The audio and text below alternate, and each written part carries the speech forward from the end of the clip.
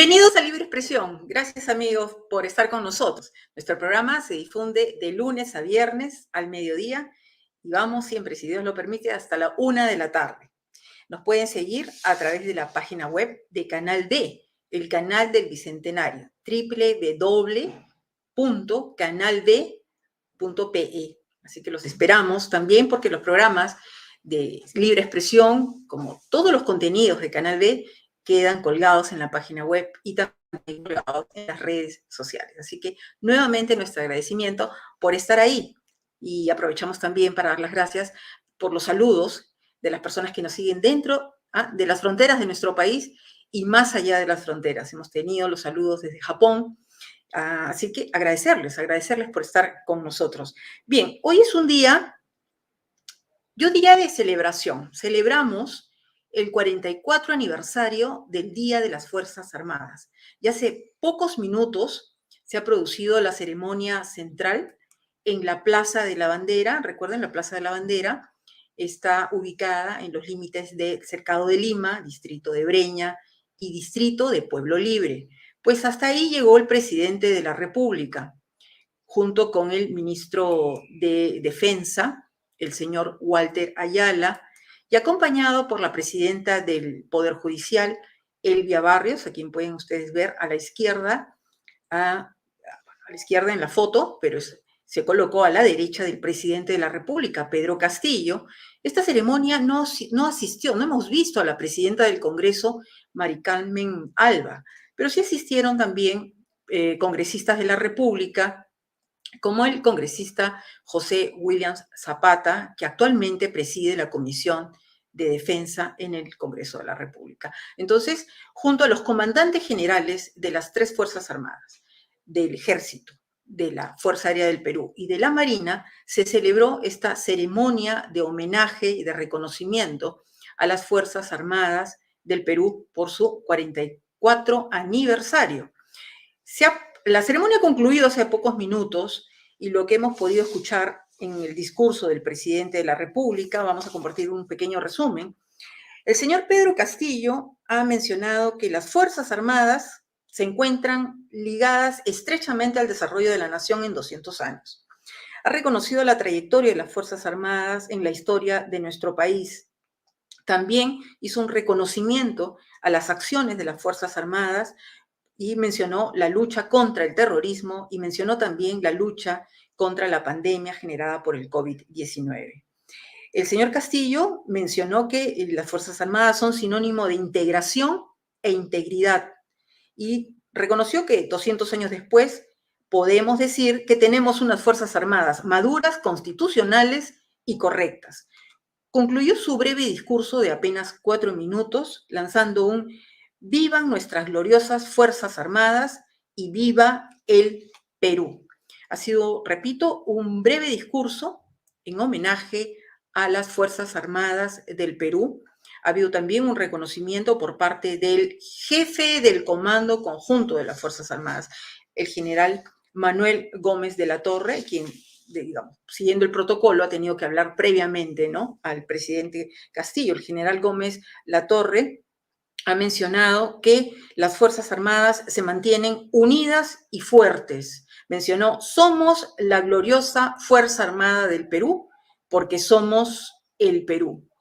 Y también el general Gómez de la Torre, ¿no?, pidió un minuto de silencio por los hombres y las mujeres caídos durante tantos años en la defensa de nuestro país. Y sirva también nuestro programa para rendir un homenaje a todos los miembros de las Fuerzas Armadas del Perú que hoy celebran su 44 aniversario de creación. Y es el día también, el Día de la Virgen de la Merced, que es patrona de las Fuerzas Armadas. Pero como decíamos, no estuvo presente la presidenta del Congreso de la República, la señora Mari Carmen Alba, pero tenemos aquí un discurso que se ha difundido a través de sus redes sociales y queremos compartir con ustedes. A ver, vamos a ponerlo por aquí.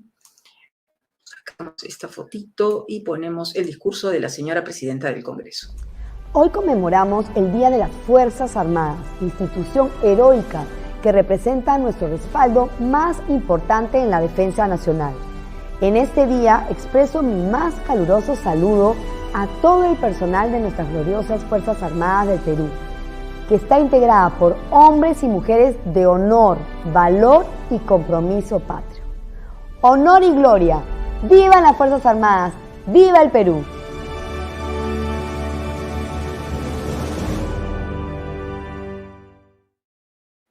Efectivamente, honor y gloria a los hombres y las mujeres que han dado su vida por defender la patria.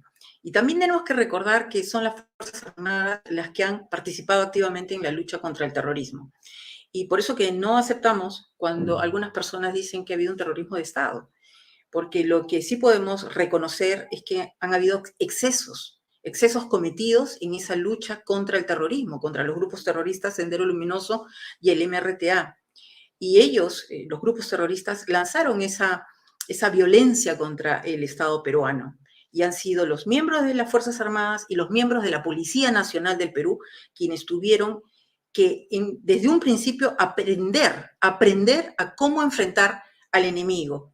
Y si ustedes comienzan seguramente a indagar, no faltará algún miembro, quizás de su propia familia, o algún miembro de la familia de algún amigo que haya pertenecido a las Fuerzas Armadas del Perú y que haya caído durante esta guerra que libró el Estado peruano contra el enemigo. Lo decimos claramente, Sendero Luminoso y el MRTA. Y hoy los remanentes, ¿no? Las huestes que quedan en partes de nuestro país operan en alianza con el narcotráfico.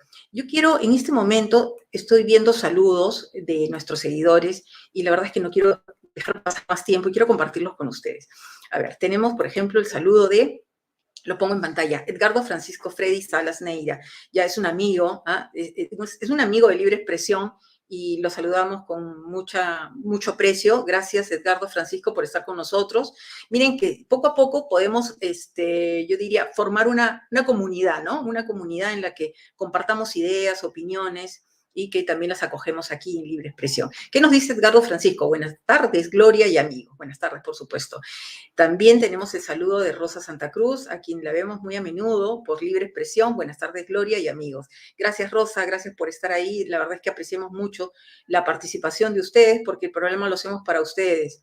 Bien, tenemos otro saludo, otro comentario de Edgardo Francisco. Nos dice nuestro saludo fraterno a todos los efectivos de nuestras gloriosas Fuerzas Armadas en su día. Por supuesto, apoyamos ese saludo. También vamos a poner aquí Rosa Santa Cruz, que nos dice amén, amén. A viva voz, casi a viva voz, porque vemos ahí los signos de admiración. Y el saludo también, y el comentario, bueno, de Aurelio Tipula Quispe, ¿no? Pedro Castillo, inepto socialistas, lo pone con Z-O-O. Bien. Hemos compartido su opinión. A ver, así tenemos otra opinión acá. A ver, así, aquí, un comentario más. Fausto Abdías Gallegos Loaiza. Eso está bien siempre y cuando las Fuerzas Armadas del Perú no estén al servicio del comunismo para someter al pueblo. Feliz día a las Fuerzas Armadas. Bien, gracias amigos, gracias por compartir sus opiniones. Quiero abordar un tema. Antes de seguir, aquí me enviaron un flyer, que lo estoy poniendo a toda pantalla. Es un flyer de una convocatoria que se ha hecho para esta tarde. En honor a las Fuerzas Armadas, en homenaje al Día de las Fuerzas Armadas del Perú, hoy día se está convocando a una marcha para las 3 de la tarde.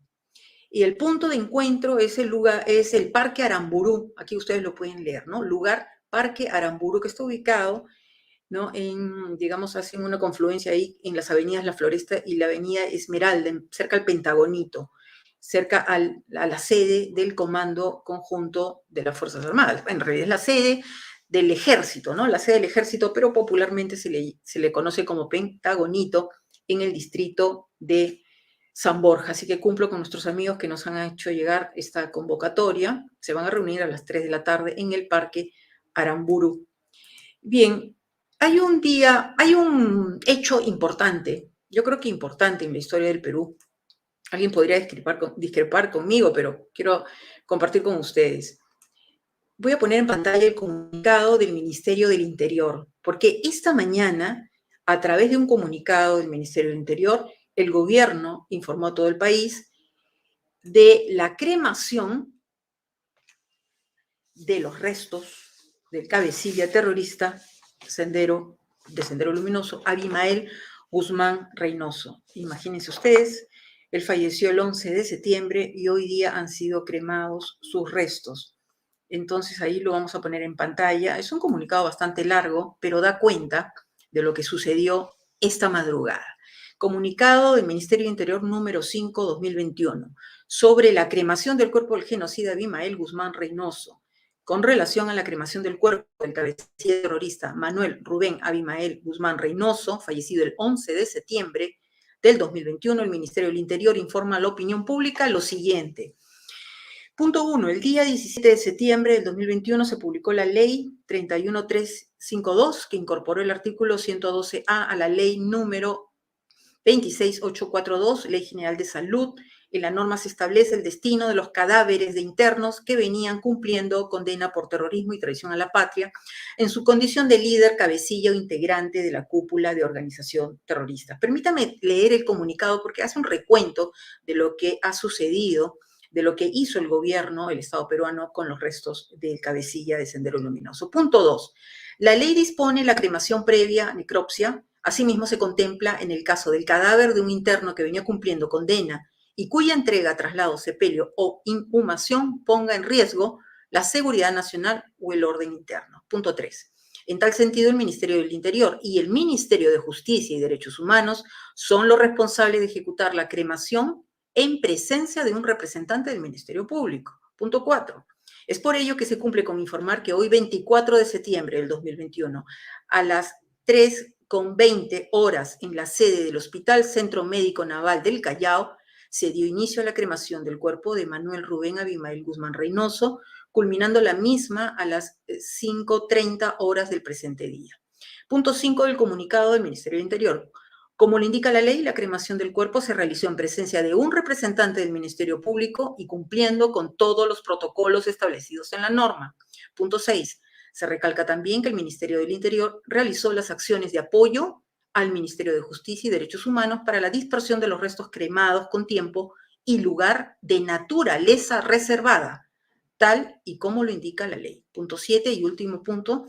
El Ministerio del Interior, Mininter, reafirma su compromiso de actuar siempre bajo el respeto irrestricto de la ley, así como en favor de la seguridad nacional y orden interno. Lima, 24 de septiembre del 2021, Oficina General de Comunicación Social e Imagen Institucional del Ministerio del Interior.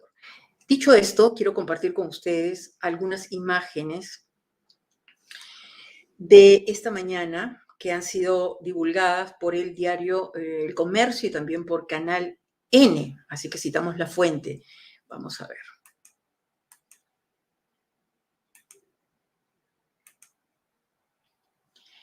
Bien, ustedes están viendo a personal del Ministerio del Interior y de la Policía, ¿ah?, transportando el ataúd con los restos de Guzmán. Estaban sacándolo de la morgue esta mañana. Aquí tenemos otra imagen.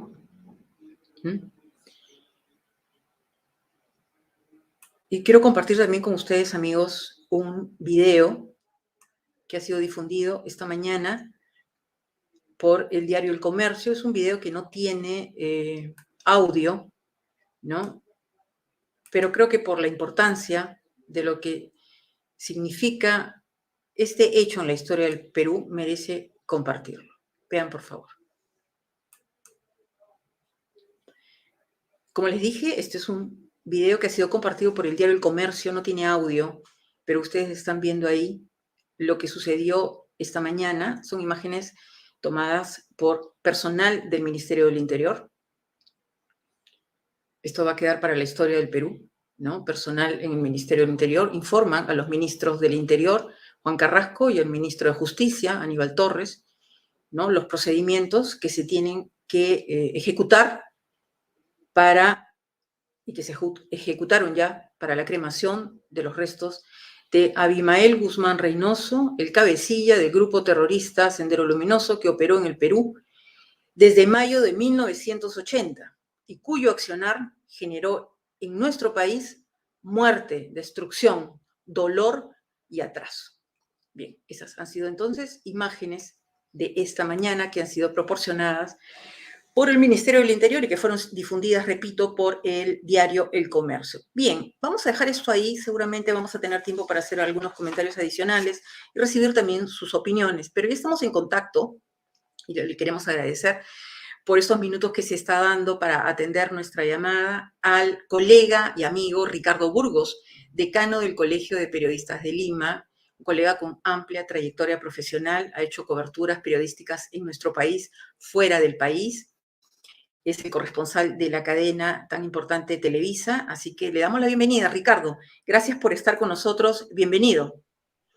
Gloria, es un gusto tener esta oportunidad de participar en tu ventana informativa. En realidad nos conocemos hace mucho tiempo en este tema de la prensa nacional e internacional. Estoy viendo ahí la nota de la cremación de los restos de Abimael Guzmán, una nota súper importante que también en mi cadena acabamos también de emitir. Y bueno, estamos ahí pues al pie y detrás de la noticia, mi querida Gloria.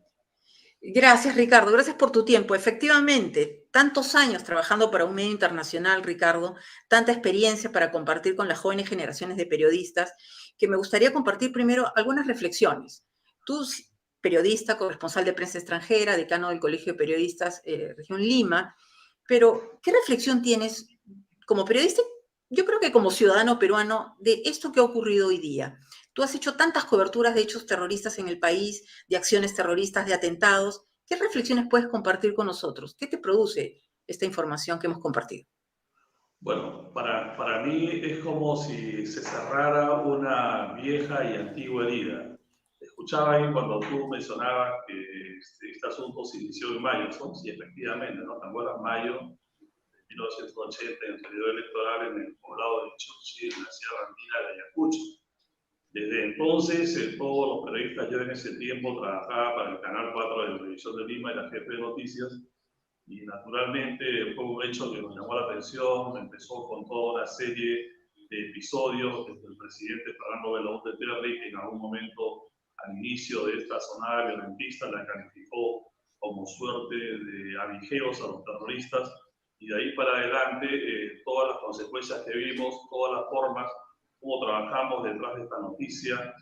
Recuerdo también exactamente cuando se produjo no todavía la detención de Abimael, sino el acceso a esta casa que quedaba por La Molina y donde se encontró el video de Zorba el Griego, y que permitió, digamos, en cierto modo ya empezar a desmitificar la figura de Guzmán, que para mucha gente ya era una suerte de algo imposible, algo difícil de vivir, que era un estado de caos, un estado de angustia generalizada en la población, lo cual luego también se visualizó ya para los pobladores de Lima, que a veces veíamos de lejos la violencia terrorista, con el atentado de Tarata, donde murieron 25 personas.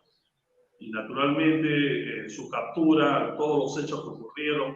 Recuerdo que yo estuve ahí también en la Avenida España cuando lo presentaron a Guzmán como una fiera enjaulada, y recuerdo que le hice una pregunta sobre si esto significaba, una pregunta voz en cuello, ¿no? Si esto significaba el fin del Sendero Luminoso, y el tipo contestó de una manera, digamos, sumamente fría, totalmente gélida, que esto era un recodo del camino, ¿no? En el tema del Sendero Luminoso. Afortunadamente no fue un recodo. Guzmán ya no está entre nosotros, sus restos fueron cremados, sus cenizas han sido dispersas en un lugar que se califica como secreto. Y bueno, creo que es el fin de un capítulo de violencia que ensangrentó durante muchos años a nuestro país y que lo mantuvo, digamos, en el centro de la noticia nacional e internacional. Bien, Ricardo, en todos estos años de cobertura y de ejercicio profesional en el Perú, y te ha tocado informar lo que pasa en el Perú hacia el exterior, y también, por supuesto, es de gran responsabilidad, ¿no? Tu trabajo, nos hemos conocido en tantas coberturas periodísticas, tú en Televisa, yo trabajando para una agencia italiana. ¿Cuál ha sido el hecho, digamos, que más ha calado en tu memoria? ¿Qué cobertura periodística sobre atentados terroristas, qué viaje dentro del Perú es el que tú podrías compartir con nosotros que te ha impactado mayormente? Bueno, son varios capítulos, ¿no? Creo que uno de ellos fue, por ejemplo, la matanza de Muchunajay, que tocó la vena de nuestra profesión y en la que hasta hoy los periodistas estamos exigiendo conocer y saber la verdad. Hemos solicitado reiteradamente la desclasificación de estos documentos militares de la época a efecto, después de 30 y tantos años, volver a tener una luz o una interpretación más real y cabal de lo que pasó, digamos, en Muchunajay. Enero de 1983. Es un capítulo que, por supuesto, es una herida abierta que tenemos todos los miembros de esta profesión. También, por ejemplo, el atentado de Tarata, sin duda, ¿no? El atentado de Tarata porque lo vimos de cerca. Yo, en el caso particular, yo había concluido un trabajo informativo en oficinas en Miraflores y ya el personal se había despedido, ya nos habíamos despedido, creo que era un sábado, si no recuerdo, un fin de semana, un viernes, y entonces ya estábamos en un plan digamos, de relax, cuando sentí, digamos, la explosión de Tarata, e inmediatamente a través de los Vipers, ¿te acuerdas, Gloria, de los Vipers? Los famosos Vipers ahí. Los famosos Vipers que llevábamos en la cintura. Y empezaron los Vipers, entonces inmediatamente yo me trasladé al punto y creo que llegué a los 10 minutos de la ocurrencia del hecho, ¿no? Y lo que vi ahí fue triste, fue lamentable, trágico, me chocó bastante. Estaba haciendo transmisiones ya en directo para México de ese hecho tan luctuoso y naturalmente también la conferencia de prensa de Abimael Guzmán metido, enjaulado, fue otro de los hechos que me marcaron también mi carrera profesional y por supuesto también las matanzas que ocurrieron en la comarca y todos estos lugares que, claro, yo no estaba en ese momento, yo era el jefe de noticias del Canal 4, yo comisionaba reporteros para que vayan ahí, pero sin embargo en otras oportunidades más atrás yo había estado también particularmente en la zona de Ayacucho.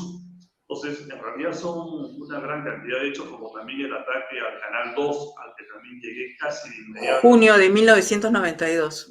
Correcto, tú eres una biblioteca ahí. Son fechas, no, es que Ricardo, son fechas que nosotros como periodistas no las tenemos registradas, claro, que nos han impactado, hemos trabajado duramente en esas coberturas. Ricardo, digamos como análisis, ¿tú crees que medios de comunicación en el Perú han hecho la tarea, digamos, efectiva de informar permanentemente lo que ha significado el accionar terrorista de Sendero Luminoso en el país? ¿O hay mucho por hacer todavía? Bueno, yo creo que los medios de comunicación, no solamente los medios de comunicación, los gobiernos, la sociedad, el Ministerio de Educación, la currícula educativa, quiso, digamos, se puso una venda en los ojos y pensó que con la captura de estos delincuentes terroristas y con la presencia de apenas unos pocos remanentes en la zona del Brain, el asunto ya estaba olvidado, pero sin embargo ya tú ves cómo el terrorismo simplemente cambia de estrategia, cambia de actitudes, se mantiene, y la juventud, y no solamente la juventud, la gente de edad media e intermedia, no tiene un recuerdo muy exacto de lo que pasó ahí, y a veces sienten que esa etapa de violencia es muy lejana, muy ajena, cuando esto ocurrió en nuestro país ha desangrado, 60.000 personas murieron a consecuencia de este baño de sangre. Creo que ahí toda la sociedad en su conjunto es responsable, nunca hubo una autocrítica, se pensó en el facilismo, en la victoria supuestamente militar, pero la victoria ideológica, ¿te acuerdas? La el famoso dedo ahí de Abimael Guzmán. De Guzmán.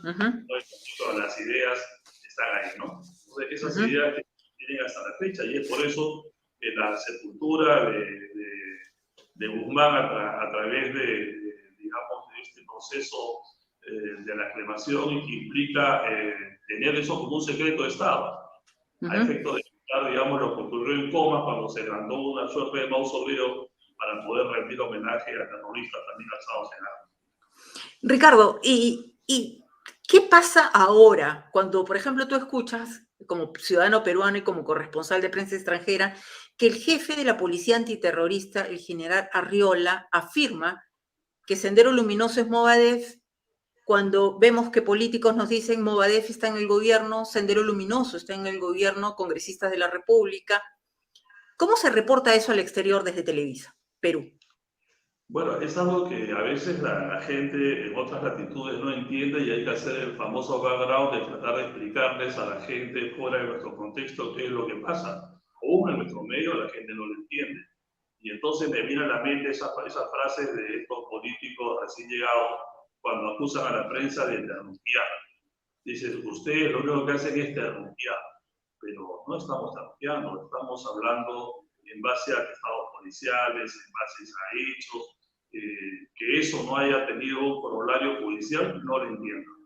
Sinceramente no entiendo cómo ese tipo de investigaciones quedaron en el camino. Cuando hubo aquí jueces sin rostro, hubo una gran cantidad de procesos, una gran cantidad de detenidos, pero sin duda también en este tipo de conflictos es evidente a la luz de lo que vemos hoy que mucha gente no pagó sus culpas. Ricardo, hace algunos días, la bancada del partido que está en el gobierno, Perú Libre, ha presentado un proyecto de ley, el número 269, que busca, según la Defensoría del Pueblo, según IPI, según organismos de defensa de los derechos de los periodistas y de medios de comunicación, que dicen que esto es una amenaza seria a la libertad de expresión y también a los medios de comunicación en el Perú. Desde el Colegio de Periodistas, ¿cuál es la posición frente a este proyecto de ley 269? Bueno, el Colegio de Periodistas del Perú ha publicado un comunicado en el que también rechaza, digamos, este intento de llevar a cabo este proyecto de ley.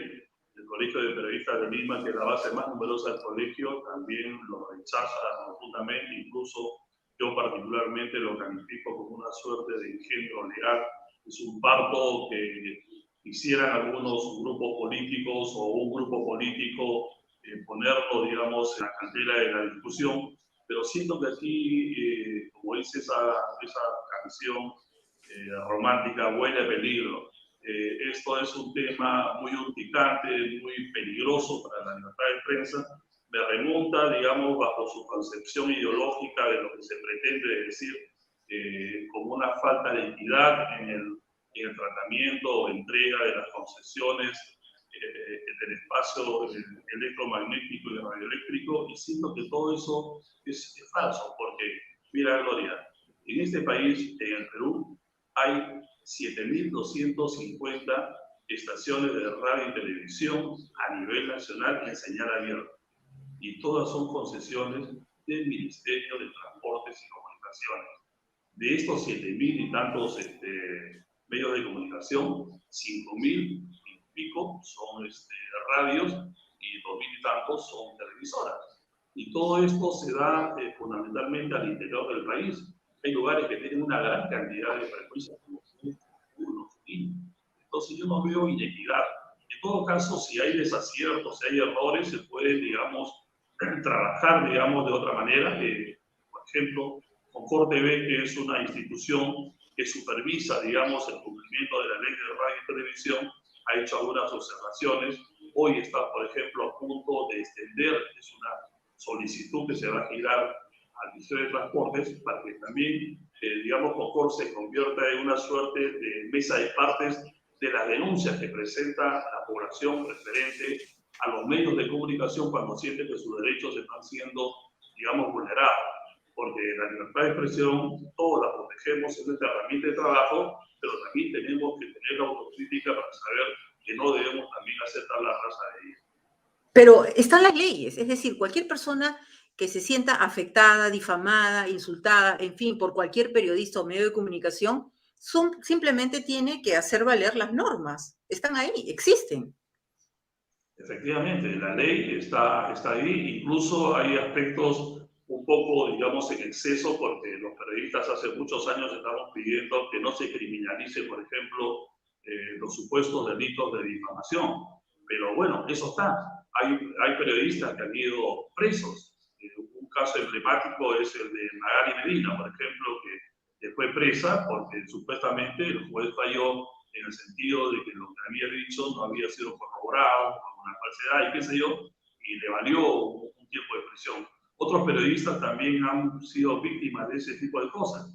Y eso Pero, también produce excesos, pero ahí está la ley. La ley está ahí, perfecta o imperfecta, está ahí. No hay necesidad de inventar más recovecos legales. No hay que hacer Ricardo, suerte de leyada. Y no pretender tampoco crear nuevos proyectos de ley como una suerte de globo de ensayo para ver qué es lo que pasa, qué es lo que ocurre. Y más bien eso me hace remontarme a otras latitudes, a otros países, como Venezuela, por ejemplo, donde existe una poderosa Confederación Nacional de Telecomunicaciones, CONATEL, que es, digamos, el instrumento censor de los medios de comunicación, como lo fue en su momento en aquí su en momento aquí, en Perú. en los tiempos del gobierno militar, cuando existía el SINAPOSO, el Sistema Nacional de Comunicación Social, o la Oficina Central de Información. Yo era en ese tiempo, apenas empezaba mi carrera, y también tuve problemas con la aplicación de esa ley, como muchos de mis colegas que trabajábamos en ese tiempo en la televisión, en lo que era Telecentro, que era esta productora que reunía a los canales 4 y 5 de televisión. Entonces, por ejemplo, en Venezuela solamente en el año 2019, 33 personas han sido detenidas. ¿Y por qué? Porque existe ese marco legal, existe ese mismo proyecto de ley que se está copiando de otras latitudes, de otros países, Y se donde no quiere hay imponer en Perú. dictadura. Ricardo, pero en estos momentos no podemos olvidar de que hay periodistas que tienen denuncias por sedición. Me refiero a Philip Butters, me refiero a Beto Ortiz de Willax Televisión. Y quiero repetirlo una vez más, no es una defensa de su forma de hacer periodismo o de su estilo. Es una defensa que todos los periodistas tenemos que tener la libertad de ejercer la profesión en un marco en el que se respete las normas. Y eso no está pasando en el Perú. Mira, en el Perú y en muchos países de la región, los políticos, para buscar votos, acuden a la prensa. Pero una vez que son elegidos, intentan que la prensa no los someta al escrutinio público. Y entonces se produce este enfrentamiento entre el poder político y la prensa. Naturalmente, la prensa no es una agencia de relaciones públicas de ningún gobierno. La prensa muchas veces tiene que hacer preguntas incómodas y es su razón de ser, a efecto que la sociedad esté bien informada. El periodismo es una especie de puente, es una especie de bisagra entre la sociedad y los medios de comunicación y también el poder político. Entonces, cuando yo tomo cuenta que Philip Butters, Beto Ortiz u otros colegas de profesión, aun cuando no estén colegiados, pero están desempeñándose en esta carrera, son sometidos a estas irregularidades o son sometidos a este refinamiento que hay ahora. Antes se deportaba a los periodistas, hoy se los enjuicia. Entonces, naturalmente, eso llama también a la protesta y el Colegio de Periodistas de Lima también ha protestado por ese tipo de actitudes.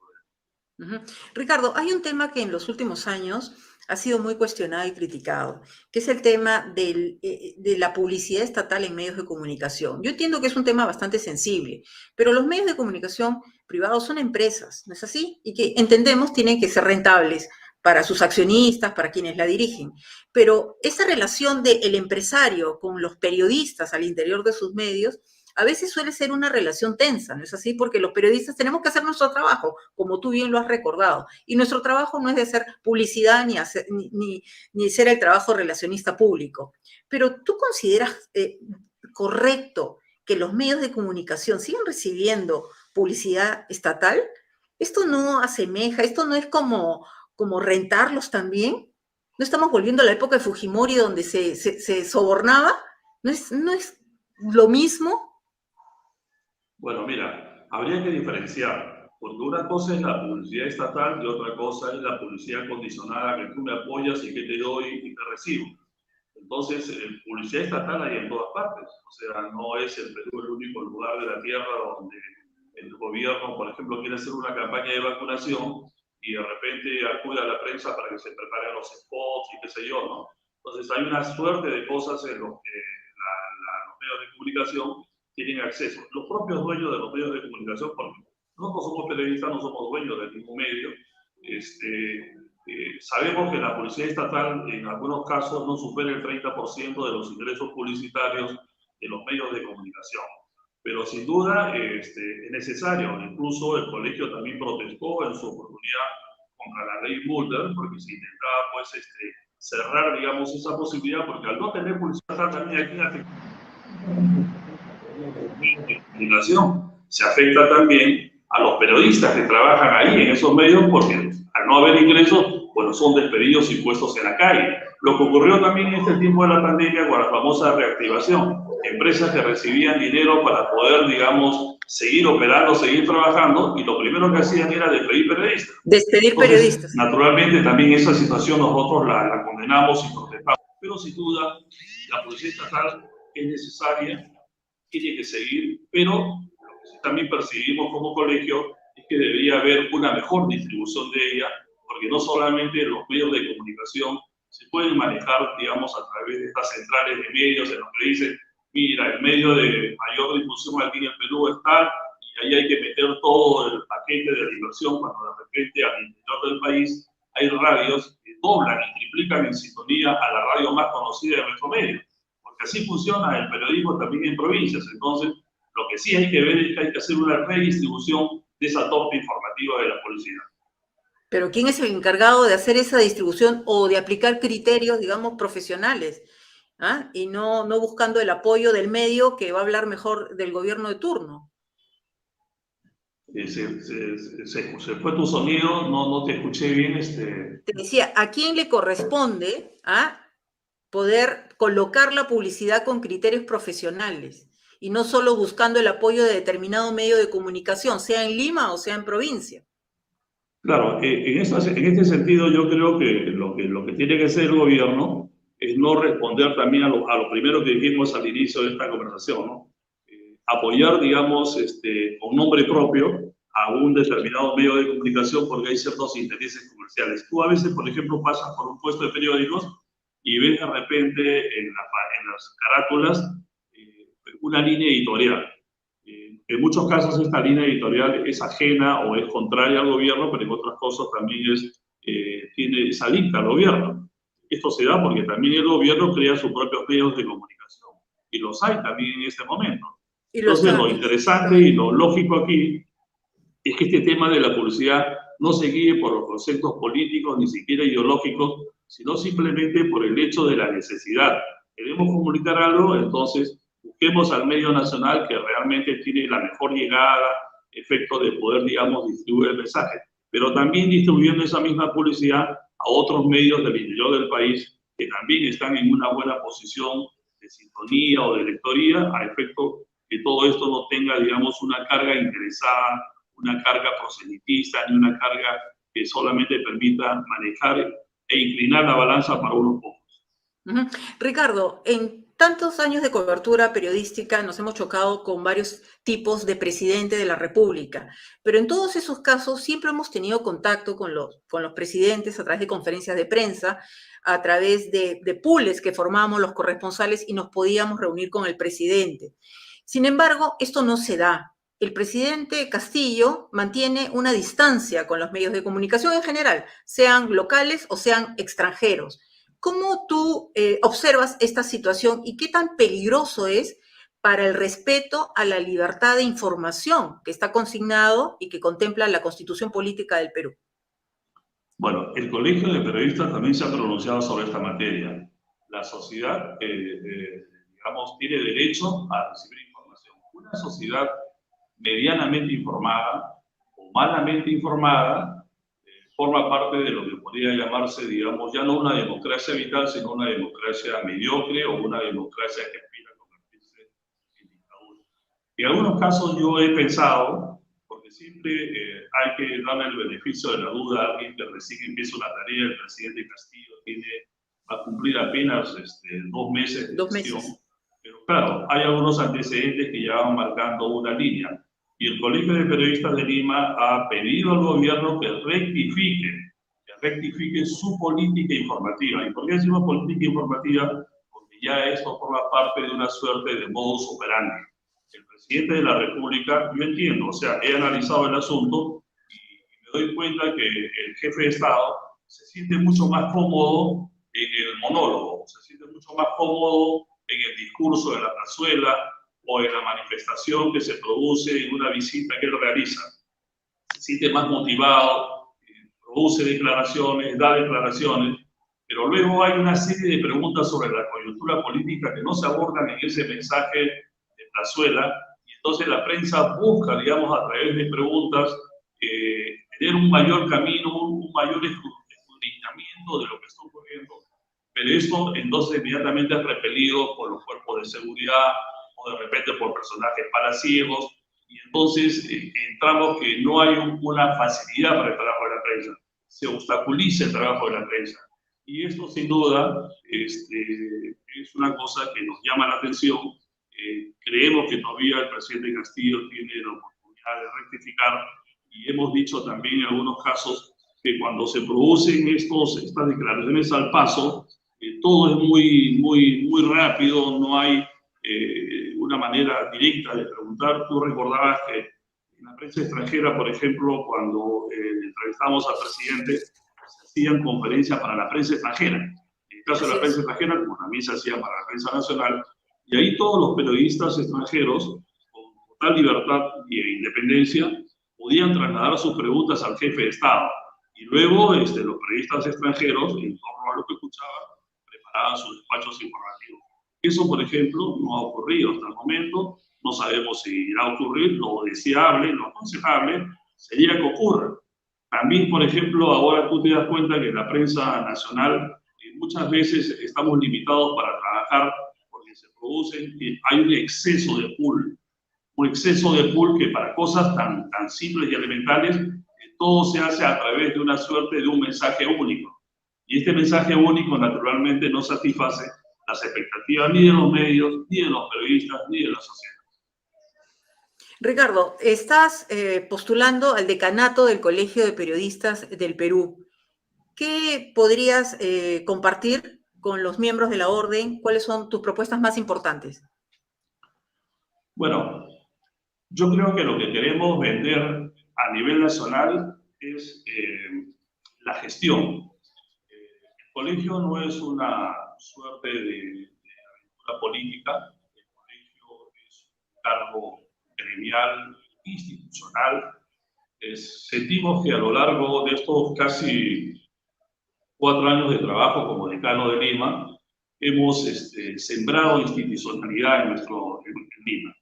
Lima es la base más grande de los periodistas peruanos. Tenemos más de 5.000 periodistas colegiados, y hemos, en base a una gestión muy interesante, hemos logrado, por ejemplo, quintuplicar el ingreso económico del colegio.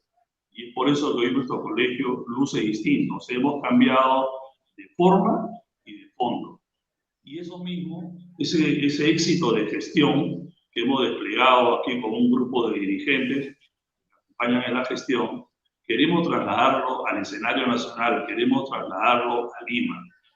Tenemos muchos problemas en el Colegio Nacional, problemas internos, como por ejemplo deudas tremendas con municipalidades, tenemos una deuda tremenda con una sucesión hereditaria, y eso es una espada de Damocles que pende sobre la cabeza de nuestra institución. ¿Qué tipo de deuda dijiste? Local institucional. Entonces, sobre local. Exacto, ¿no? ¿Una deuda referida al local, vinculada al local? Sí, claro. O sea, el local le pertenece al colegio, pero ha sido embargado por personas que digamos, están queriendo cobrar de alguna manera viejas deudas que anteriores directivas las dejaron dormir, pasar, y eso pues nos ha creado un problema tremendo, ¿no? Un problema que casi haciendo 1 millón de soles de deuda. Entonces, cuando uno postula a este decanato, no es solamente ponerse, oye, yo quiero ser el decano, sino dice, no, aquí tenemos que hacer algo para terminar con este problema que está agobiando a nuestra sede institucional. Eso solamente en el plano interno, en el plano administrativo, o sea, no podemos quedarnos sin casa, no podemos quedarnos sin hogar. Pero también, naturalmente, el colegio tiene otra mirada mucho más amplia, ya de cara a la sociedad. Somos un baluarte de la defensa de la libertad de expresión, lo dicen nuestros estatutos, y por supuesto buscamos la verdad, y por supuesto, mira, solamente en estos casi 2 meses de gestión, el Colegio de Periodistas de Lima ha emitido 8 comunicados de protesta, de reclamo, porque tenemos que reclamar. Mucha gente dice, pero bueno, ¿y qué hacen reclamando? Solamente reclaman. Ustedes reclaman igual que los dueños de los medios de comunicación. No, nos quieren estigmatizar. nos quiere imponer como que nosotros defendemos los derechos o que somos cortesanos de los medios de comunicación. Yo, por ejemplo, hace mucho tiempo, hace muchos años que dejé de trabajar en medios locales, trabajo para la prensa internacional y por lo tanto no tengo ningún afecto ni ningún compromiso, nada, con ningún medio de comunicación y solamente trabajamos para que se respete en este país la libertad de expresión. Yo, por ejemplo, he estado de cobertura en Venezuela y me han expulsado. ¿Por qué? Porque simplemente iba a buscar la verdad, simplemente iba a informar y me expulsaron. No quiero que eso ocurra en nuestro país. No quiero que eso le pase a ningún periodista, a ningún comunicador o a cualquier otra persona que pueda tener una posición de disenso en torno al poder político. Y por eso que estamos en este afán de ser regalos nacionales y adicionalmente pues hay una gran cantidad de otras cosas que queremos hacer. Por ejemplo, los periodistas no tenemos voz propia. Aquí en el Colegio de Periodistas de Lima, por ejemplo, tenemos una interesante publicación, increíblemente en Casa del Herrero, Cuchillo de Palo. Antes que yo estuviera en esta gestión, ni siquiera teníamos un medio de comunicación interno. Hoy tenemos una hermosa y una revista de gran calidad que ha alcanzado ya 12 números, 12 ejemplares, y que la distribuimos a nivel de todos los asociados. Pero bueno, esa es comunicación interna. Pero también queremos trascender, queremos también tener, el Colegio de Periodistas quiere tener su propio medio de comunicación, su propio portal de noticias, potente, que sea tan importante como el más pintado medio de comunicación. A veces yo veo, Gloria, a periodistas que tú y yo conocemos, que son periodistas que manejan el lenguaje, periodistas que escriben de una manera tan bella, crónicas, artículos, reportajes, opinión, y que están en el retiro, y solamente lo hacen a través de su Face. Entonces, ¿por qué esta gente que está en la plenitud de sus condiciones no puede seguir aportando, digamos, a la sociedad y esta vez a través del colegio? Esa es una de las propuestas, así como también, digamos, lo hemos hecho en Lima, el hecho esta propuesta del medio de comunicación. Social, en el tema de la salud, el Colegio de Periodistas de Lima siempre estuvo al lado de sus asociados, compramos tanques de oxígeno para las personas que caían víctimas del COVID. Hay que recordar que nuestra profesión en el mundo ha sido la más castigada, 150 periodistas muertos. Ese récord no lo tiene ningún otro país. Y el colegio estuvo ahí en primera línea ayudando a esta gente, ayudando a estos colegas, proporcionándoles subsidios económicos, proporcionando a los hospitalicios también otro tipo de subsidios económicos. Y entonces todo eso lo queremos trasladar a la dimensión nacional. Pero fundamentalmente queremos que el Colegio Nacional sea una voz, sea un ejemplo también de lo que significa una institución. Hoy, cuando los colegios están prácticamente callados, por entiendo, el Colegio de Abogados no dice una línea en torno a lo que ocurre en el país. El único colegio que emite opinión que se ha pronunciado es el de periodistas. Es el Colegio de Periodistas de Lima. Entonces, Ricardo, me parece que para eso están las instituciones, para decir también la voz organizada de las personas que forman parte de ella. Ricardo, por favor, desglosa un poquito esta propuesta del medio de comunicación propio que tú estás postulando. ¿Cómo es este planteamiento? Bueno, mi planteamiento estriba en dos cosas. Primero, creo yo que deberíamos tener un espacio de una radio donde pudiéramos también expresar los puntos de vista de los periodistas de una manera independiente y no supeditada a ningún interés comercial ni línea editorial. Y lo otro es el portal de noticias, el periodista. Nuestra revista se llama El Periodista. Queremos tener un portal que se llame El Periodista, donde podamos competir de igual a igual con los portales de noticias de los más importantes medios de comunicación. Nosotros tenemos todas las armas, tenemos todas las condiciones para escribir también o mejor que todas las personas que están actualmente en circulación en los medios. Tenemos una gran cantidad de periodistas y comunicadores que creo que podrían dar una gran talla en ese sentido, y creo que es necesario que el colegio también tenga una voz que, digamos, pueda servir para que la sociedad tenga un elemento adicional de juicio en lo que se refiere a los temas del gran debate nacional. Entonces, ahí también apunta a nuestro interés. Quisiera yo también tener un periódico, pero naturalmente el colegio tiene que actuar también, digamos, en una forma tal que no tampoco nos fuguemos de la realidad, porque tener un periódico implica, digamos, mucho dinero, y eso ahora no puede por la deuda. Con las nuevas técnicas de comunicación, como la que tú tienes en este momento en este canal de televisión, podemos también trabajar bajo esa misma perspectiva y también tener nuestro propio canal de televisión y poder, digamos, desarrollar los conceptos y las noticias que la sociedad quiere escuchar. Muy bien, Ricardo. Muchísimas gracias por tu tiempo. Sé que es una jornada particularmente importante para ti dentro del colegio, con ceremonias de las que tú nos comentaste. Así que te agradecemos mucho por este tiempo con Canal B, con Libre Expresión. Te mando un fuerte abrazo a la distancia. Muchas gracias, Gloria, y también te devuelvo ese abrazo que tú sabes que es de aprecio mutuo y gigante entre todos nosotros que trabajamos hace mucho tiempo en esta vorágine de la noticia diaria. Y bueno, te mando muchos saludos y un gran abrazo inmenso. Gracias, gracias, Ricardito. Que te vaya muy bien. Éxitos. Gracias. Muy bien. Nos acompañó nuestro colega Ricardo Burgos. Hemos compartido también trabajo juntos en Canal 7, allá por el año 2006. ¿Cómo pasa el tiempo? Bien, momento. Yo quisiera ahora sí compartir las opiniones. La verdad es que hay muchas opiniones, muchos saludos. A ver si nos da el tiempo necesario para hacerlo. A ver. Luis Zorrilla, a ver, vamos a compartir el mensaje de Luis Zorrilla. Aquí abrimos, es muy largo, pero quiero compartirlo para que ustedes sepan que cuando pedimos saludos, aquí los ponemos en pantalla. Luis Zorrilla, quien defiende al país ante la amenaza comunista llegado al poder con fraude, pregunta, ¿quién defiende al país ante la amenaza comunista llegado al poder con fraude? Hay un sector no rojo, pero sí corrupto, que se alía para gobernar dejándoles el factor político a cambio de obras y contratos. Ese sistema debe ser combatido y expulsado por nuestras Fuerzas Armadas y luego convocar elecciones a ver empeñados, ¿no?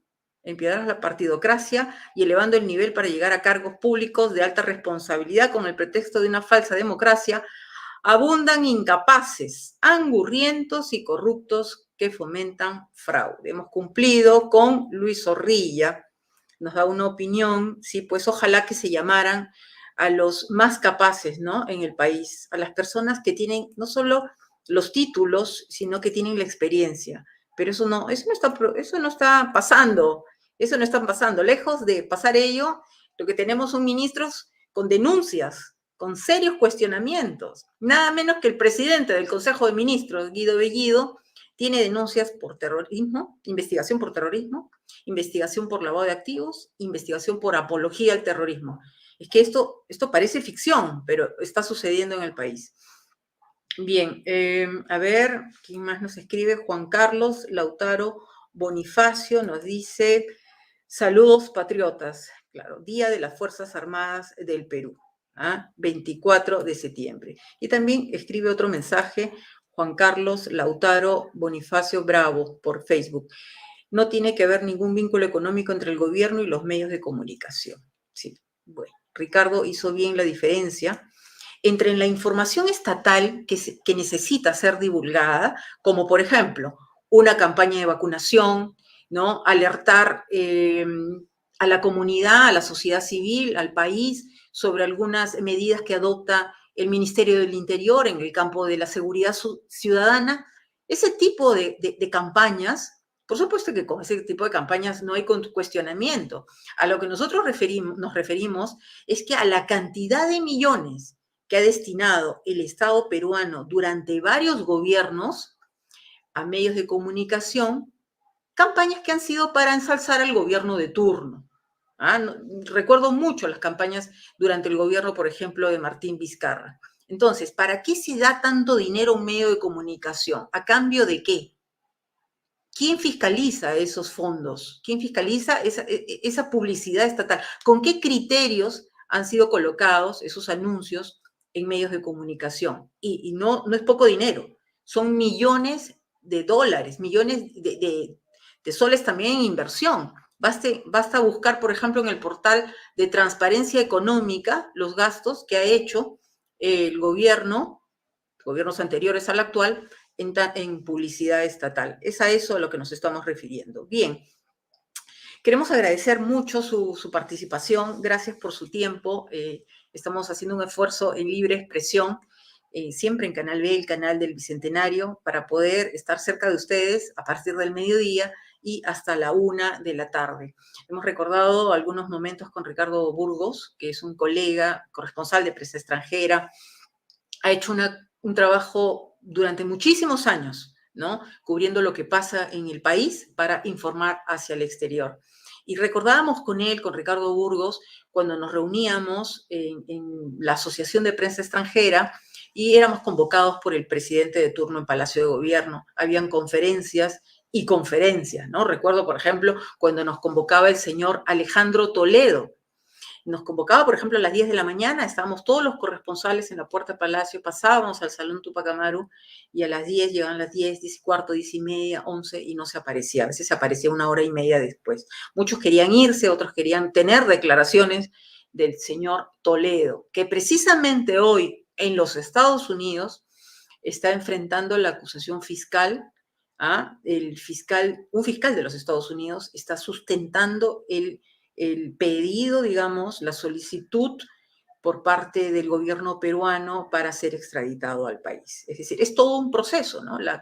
El gobierno solicita a través de la Cancillería a la justicia norteamericana que Toledo regrese al Perú. Pero la jornada de hoy es un fiscal norteamericano que tiene que dar cuenta al juez que procesa a Toledo sobre este pedido de extradición hecho por el Estado peruano. También recuerdo perfectamente, y usted seguramente, si usted pasa los 40, 50 años, cuando se convocaban estas marchas, ¿no?, de lucha contra la corrupción, marchas lideradas por Alejandro Toledo, nos prometía que iba a luchar contra la corrupción que habíamos heredado del gobierno de Fujimori. Y fíjense ustedes, 20 años después, ¿dónde está Alejandro Toledo? Está acusado de haber recibido a través de testaferros una coima, un soborno por más de 20 millones de dólares. Eso es lo que tenemos. Eso es lo que tenemos y los periodistas estamos para reportar. No solo Toledo, lo que hizo Toledo, sino todo lo que hicieron los presidentes que lo han reemplazado, e incluso el presidente que tenemos ahora en Palacio de Gobierno, el señor Pedro Castillo. Muy bien, 12 horas con 57 minutos, vamos a llegar hasta aquí. Gracias por su compañía, gracias por compartir los contenidos del Canal B, el canal del Bicentenario. Si Dios lo permite, nos reencontramos el lunes. Muchas gracias. Hasta la próxima, amigos.